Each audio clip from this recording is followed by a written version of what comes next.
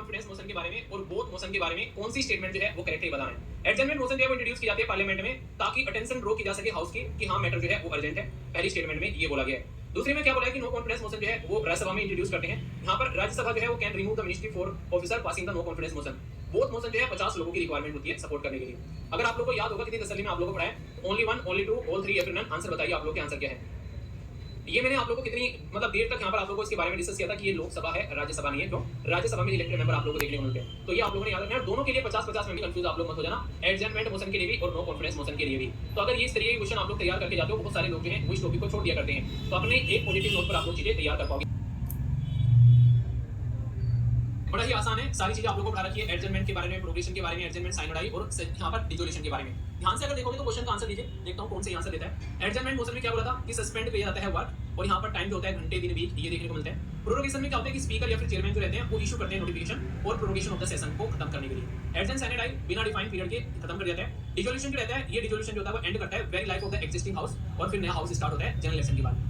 अब ये ध्यान से पढ़िए 1 2 3 या फिर कौन सा जो है वो इनकरेक्ट है। करेक्ट नहीं बोला गया, इनकरेक्ट पूछा गया। आप लोगों के सब देखने में तो सारे करेक्ट लगे तो नहीं होते तो एकदम करेक्ट बात बोल देती है जाने मन। तो ये डायलॉग इसलिए बोला जाता है कि इंसान जो है उसके ऊपर कटाक्ष कसा जाता है। ठीक है, तो ये क्या है स्पीकर या फिर चेयरमैन की बात नहीं की जा रही, यहाँ पर बात की जा रही है प्रेसिडेंट की। प्रोरोगेशन का काम जो है वो प्रेसिडेंट का होता है क्योंकि ये सेशन के बारे में मैं आप लोगों से बात किया था। तो प्रेसिडेंट है वो नोटिफाई करते हैं यहाँ पर प्रोरोगेशन को, ना कि स्पीकर। मैंने दोनों को कंपेयर करके बताया था, आप लोगों को याद होगा जब आप लोगों को दोनों चीजें कंपेयर की थी। ठीक है, प्रोरोगेशन और एडजर्न के बारे में तो कंफ्यूजन नहीं होना चाहिए। आंसर क्या हो गया, आंसर यहाँ पर ए हो गया।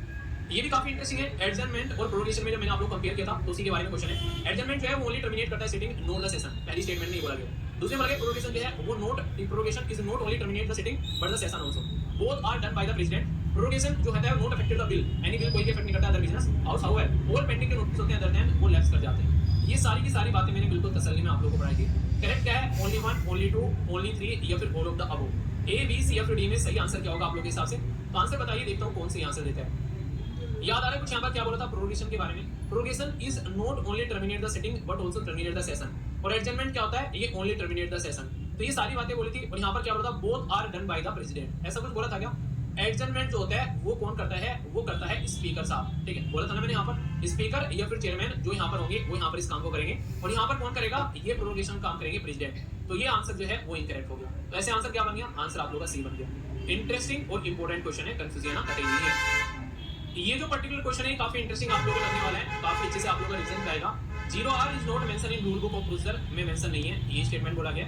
इसी के साथ बोला गया कि point of order usually raise किया जाता है प्रिसाइडिंग ऑफिसर के द्वारा ताकि हाउस को कंट्रोल किया जा सके। In half an hour discussion में स्पीकर जो है वो लोड करता है 3 hour a day. Special mention में जो है ये प्रोसीजर इक्वल है राज्यसभा में जब जाएंगे नोटिस के। तो ये स्टेटमेंट यहाँ पर बोली गई है। तो कौन सी स्टेटमेंट करेक्ट है ये बताना है। Only one only two only three या फिर नन। ठीक है, ये कि ऑल ऑफ द अबव। तो आप लोगों को याद आ रहा होगा पॉइंट ऑफ ऑर्डर मैंने बोला था कौन यूज करता है, वो अपोजिशन यूज करता है, ना कि प्रिसाइडिंग ऑफिसर की सरकार को सेंटर में लेकर आने के लिए कि वैसा वैसे काम नहीं चलेगा, ऐसे काम चलेगा।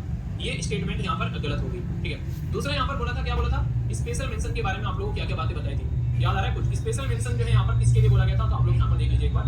जो यहाँ पर स्पेशल मेंशन है वो यहाँ पर आप लोगों को देखने को मिलेगा, वो राज्यसभा में इस्तेमाल किया जाता है और लोकसभा में क्या रहता है, वो नोटिस रहता है। ठीक है, और यहाँ पर क्या बोलते हैं, यहाँ पर बोलते हैं कि जो स्पेशल मेंशन होता है वो बेसिकली यहाँ पर कहाँ पर रहता है, यहाँ पर लोकसभा बोलते हैं और राज्यसभा में बोला कि इसके इक्विवेलेंट नोटिस रहता है, जबकि यहाँ पर लोकसभा आएगा। ठीक है, तो ये स्टेटमेंट भी यहाँ पर गलत होगी। तो आंसर क्या हो गया, आंसर यहाँ पर बी हो गया।